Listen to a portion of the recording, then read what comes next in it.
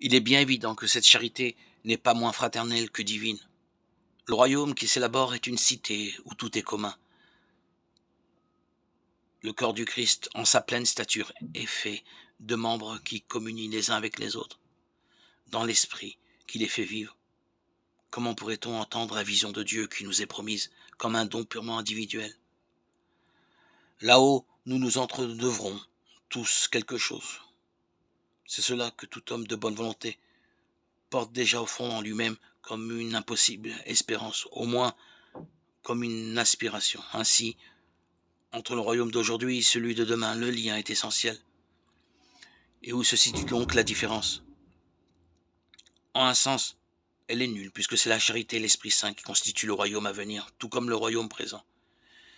Mais en un autre sens, la différence est totale. C'est la différence entre une réalité à laquelle on croit et la même réalité découverte en pleine lumière.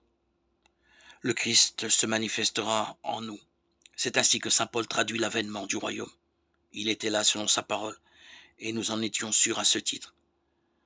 Alors nous verrons qu'il y est être avec lui, comme dit saint Paul, être avec lui dans l'évidence d'une communion et d'une réalité qui jusque-là n'était acquise que dans la foi.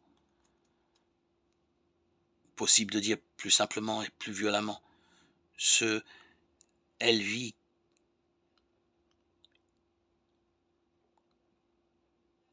qu'il était entré au ciel. Nous verrons que nous sommes fils de Dieu. Nous verrons que nous sommes frères.